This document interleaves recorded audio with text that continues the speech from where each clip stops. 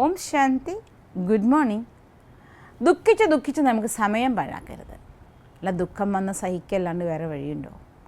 Situations മോശമാകുമ്പോൾ, വേദനകൾ അനുഭവിക്കുമ്പോൾ മനുഷ്യരാണ് വേദനിച്ചു പോവും, വിങ്ങിപ്പോകും. കാര്യം സത്യമാണ്, എല്ലാവരും കടന്നു പോകുന്നതും അങ്ങനെ തന്നെയാണ്. പക്ഷേ വലിയ ഒരു സത്യം നമ്മൾ മനസ്സിലാക്കണം.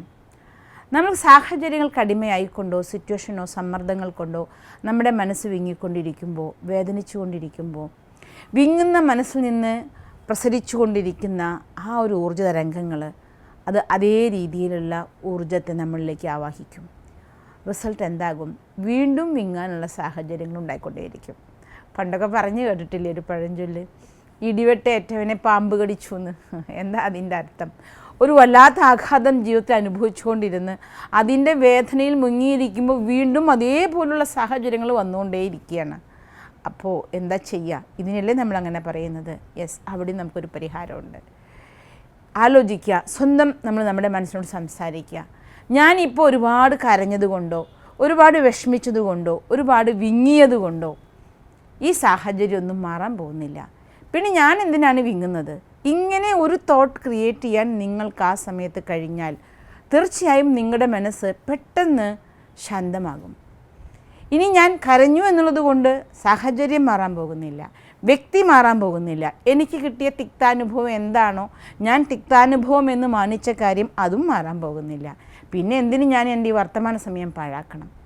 ഇങ്ങനെ എൻ്റെ മനസ്സിന് ഒരു ആത്മഗതം ഉള്ളിൽ ഉണർത്താൻ കഴിഞ്ഞാൽ, അങ്ങനെ ഒരു തോട്ട് ക്രിയേറ്റ് ചെയ്യാൻ കഴിഞ്ഞാൽ നമ്മൾ രക്ഷപ്പെട്ടു. പിന്നെ എന്താ ഞാൻ ചെയ്യേണ്ടത്? ഒരു ഫുൾ സ്റ്റോപ്പ് ഇടണം.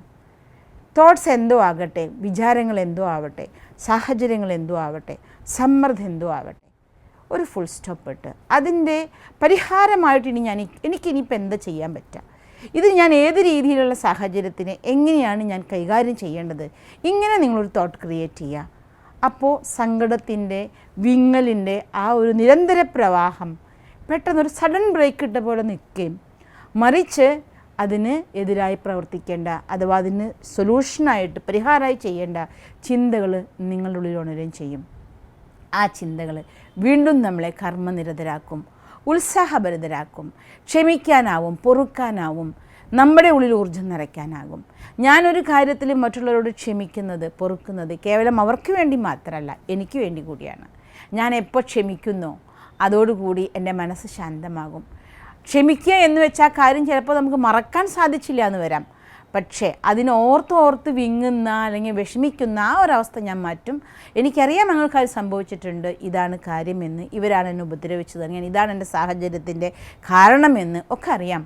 പക്ഷേ ആ അറിവിനെ ഞാൻ ഒരു ഇൻഫോർമേഷൻ മാത്രമാക്കി എൻ്റെ ഉള്ളിൽ മാറ്റുകയും അതിൻ്റെ പ്രഭാവം അഥവാ ആഘാതത്തിൽ നിന്ന് മുക്തനാകുകയും ചെയ്യും. അതുകൊണ്ട് മനസ്സിൻ്റെ ഉള്ളിലൂടെ ഒഴുകുന്ന ശക്തമായ സങ്കടത്തിൻ്റെ പ്രവാഹത്തിനെ, വിങ്ങലിനെ ഒരു ഫുൾ സ്റ്റോപ്പ് ഇട്ടുകൊണ്ട് നല്ല ശ്രേഷ്ഠമായ സങ്കല്പങ്ങൾ ക്രിയേറ്റ് ചെയ്ത് മനസ്സ് ശക്തമാക്കിയാൽ നമ്മളിൽ നിന്ന് ശ്രേഷ്ഠമായ സങ്കല്പ തരംഗങ്ങൾ വരെയും അത് നമ്മളിരിക്കുന്ന വീടിനും നമ്മളുടെ ചുറ്റുപാടിനും നമ്മുടെ ശരീരത്തിനും ഒക്കെ സുഖം നൽകുകയും ചെയ്യും. അതുകൊണ്ട് സമയം പാഴാക്കാതെ, സമയം എന്നുള്ള അമൂല്യമായ നിധിയാണ്. അതിനെ നന്നായി ഉപയോഗിക്കുമ്പോൾ ഇപ്പോൾ നടന്നു പോകുന്ന എത്ര സങ്കടപരമായ കാര്യമാണെങ്കിലും സന്തോഷത്തിലേക്ക് പരിവർത്തനപ്പെടുത്താൻ നിങ്ങൾക്ക് സാധിക്കും. ഒരു ഫുൾ സ്റ്റോപ്പ് ഇടൂ, ഒരു ചിന്താധാര മാറ്റൂ, ഉല്ലാസഭരിതരായിക്കൊണ്ട് സമയത്തെ യൂട്ടിലൈസ് ചെയ്യൂ. ഓം ശാന്തി.